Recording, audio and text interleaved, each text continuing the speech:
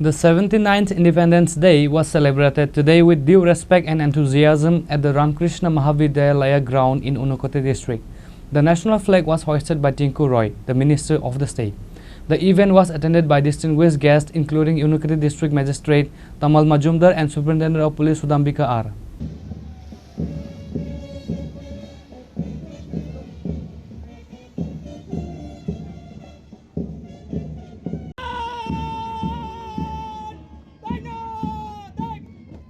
Report করলেন parade commander. এবারে সুসজ্জিত সাথে রয়েছেন superintendent of police Unakoti district.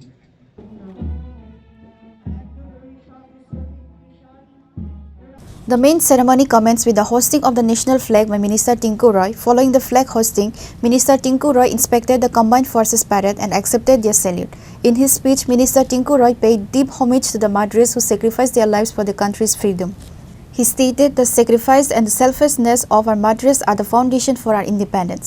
To fulfill their dreams, the state and central governments are continuously implementing one developmental project after another in key sectors like education, health, infrastructure, agriculture and employment.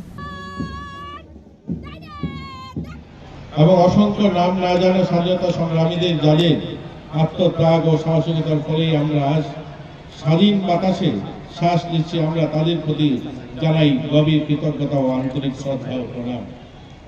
একই সঙ্গে আমরা স্মরণ করি সম্প্রতি ভারতীয় সেনাবাহিনী পরিচালিত operation সিন্দুরের মতো সাহসী অভিযানের সাফল্য, যা আমাদের দেশের নিরাপত্তা ও সার্বভৌমত্ব রক্ষার আধুনিক ভারতের দৃঢ় প্রতিশ্রুতির প্রতীক।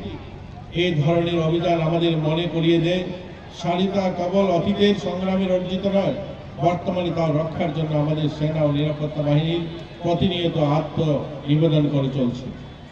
Reported by Uddam Dev from Kailasahar, Chini, Khorang.